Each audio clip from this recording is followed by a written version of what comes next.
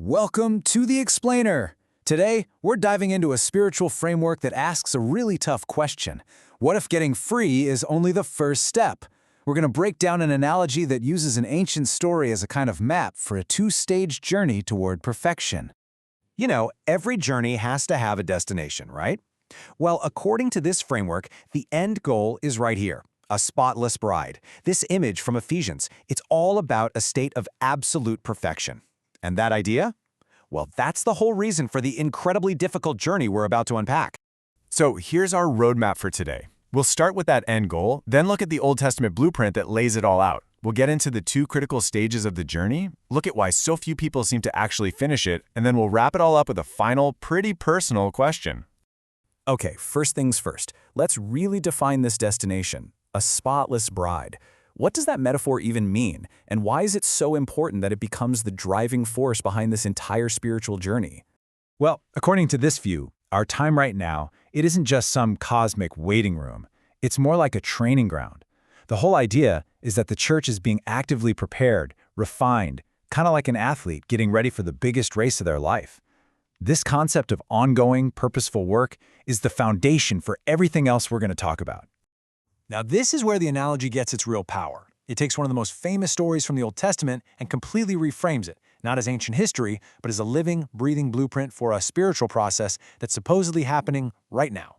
So the Exodus, you know the story, Israel's escape from slavery in Egypt. In this view, it's way more than just a historical event. It's seen as a pattern, a map, that outlines a very specific two-stage journey of deliverance that's meant to apply to believers today. And here are the two key stages. See, it's not one escape, but two. The first is about getting out of Egypt, which represents some kind of external system. But the second part, which is arguably way harder, is getting through the wilderness, which represents an internal battle. Two totally distinct challenges, requiring two different kinds of deliverance. So let's take a closer look at stage one, leaving the system. This first deliverance is all about breaking free from some kind of external structure of control. So what's the modern Egypt in this analogy? It's not a place on a map, it's a thing. What's called the church system of today. It's described as a religious structure built on man-made traditions that can actually hold people in what the source calls invisible chains. The parallel here is pretty direct. The Old Testament pattern was actual physical bondage in Egypt.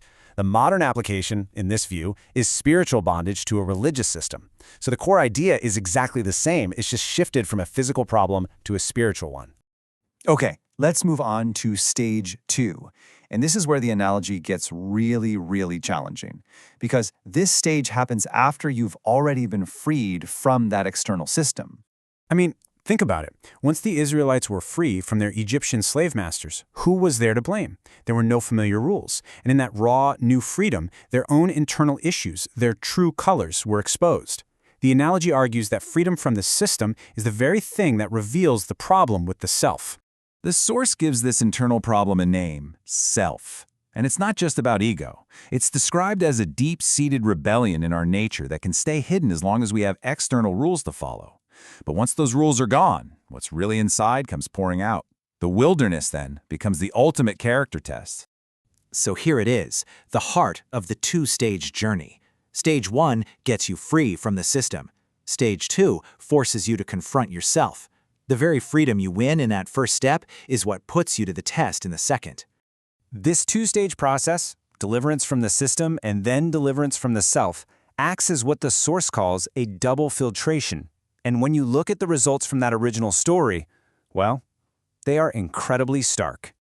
I mean, just think about the numbers for a second. An entire nation, maybe 2 million people, were supernaturally rescued from Egypt. They all completed stage one. But how many of them actually finished the whole journey? The number is shocking.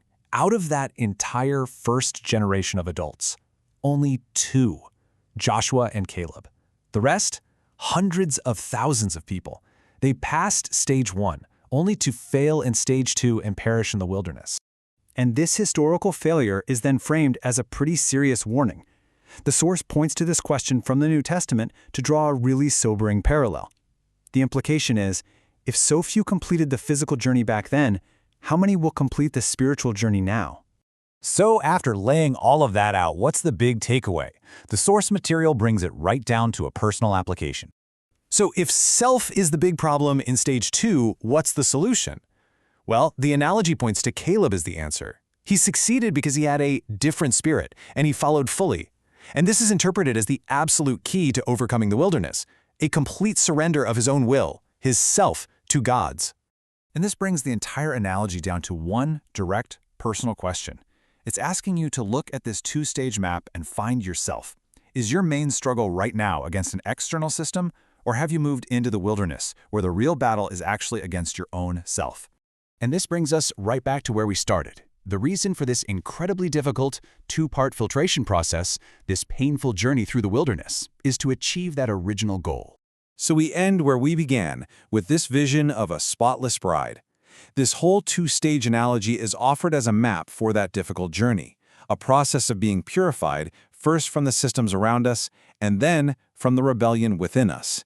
And the final question it leaves us with isn't just about where we are on the map, but whether we're willing to complete the journey at all.